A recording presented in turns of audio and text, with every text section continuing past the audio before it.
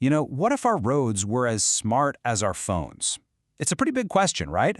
Well, today we're diving into a company called Rekor Systems that's trying to make that happen. Their big idea is to create a full-blown operating system, but for our roadways. We're going to break down exactly what that means.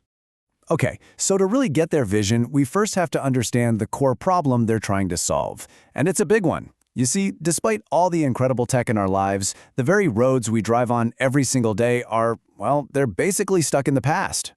I mean, think about it. We have smartphones, smart homes, smart everything, yet our roads are still pretty much analog. And Rekor really hammers this point home, saying that for something like 70 years, we've been stuck using these old-school manual methods. And what does that lead to? Inefficiency, huge cost, and frankly, a lot of safety hazards. And this slide really gets to the heart of the problem. You've got the old way, which is reactive and siloed. That just means different departments and systems, they don't really talk to each other. The new vision, though, it completely flips that on its head. The goal is an intelligent, connected network that uses AI to see problems coming before they even happen. So the big question is, how do you even begin to make that huge jump from analog to intelligent? Well, Rekor's solution is pretty radical. They say we need to stop thinking about roads as just stretches of pavement and start seeing them for what they could be, a massive interconnected network that needs its own modern operating system. And right at the heart of this new OS is a concept they call roadway intelligence. Now, this is way more than just collecting a bunch of data. We're talking about pulling in information from everything, from the vehicles themselves, to the weather, to big events, even construction. And then, and this is the key part, turning all of that noise into real, actionable insights. This quote from them really, I think, sums up the sheer scale of their ambition. They're not just tweaking things. They say they are building a next-generation digital operating system for roadways. So yeah, this isn't about just sticking a few new cameras up.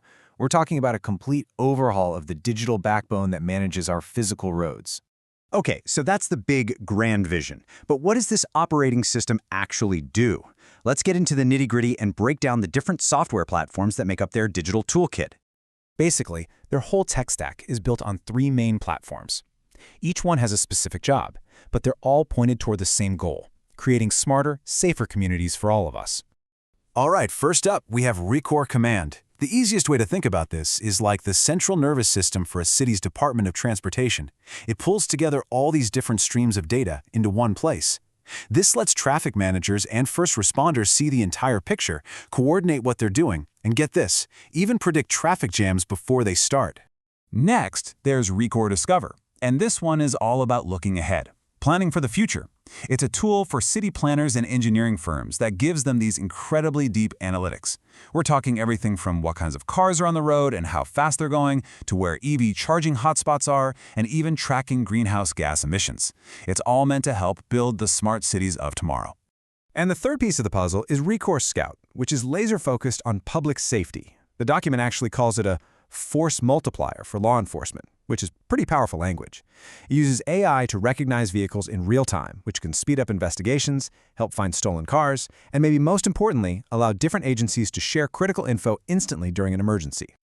Okay, so a big vision and cool tech are one thing, but you've got to have a solid business model, right? So how does Rekor actually plan to make money from all this roadway intelligence? And this is really the key to their whole strategy.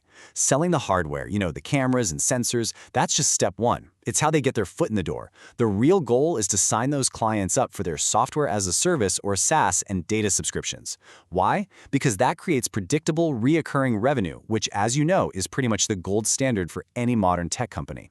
Now, of course, they're not alone in this space. This is a massive, multi-billion-dollar market with a ton of players, everybody from the big, established companies to hungry new startups. So let's wrap up by looking at how Rekor plans to stand out from the crowd and what their ultimate endgame really is. So what makes them think they can win? What's their edge in this packed marketplace? Well, according to their own documents, it comes down to a couple of key advantages. First off, they call it their from concrete to cloud approach, and I love that phrase. It means they're a one-stop shop. They've got the expertise to install the physical sensors on the ground, the concrete, and they pair that with their powerful software in the cloud. For a government agency, this is huge because it means you're not juggling a half dozen different vendors. It just simplifies everything. And their second major selling point is that their system basically plays well with others. And for government clients, this is absolutely crucial. Their technology is designed to plug right into the infrastructure that's already there, so cities don't need to find a gazillion dollars for a massive rip-and-replace project. It makes adopting this new tech way easier and much, much cheaper. And really, when you boil it all down, it comes back to this final mission statement. They're not just trying to sell cameras and software. In their own words, their goal is to pave the way for a brighter, more efficient, and sustainable future for all. And that really leaves us with one last big thought to chew on. Our cars are getting smarter by the day, right? They're basically computers on wheels, packed with sensors and AI. So the question is, isn't it finally time our roads did too?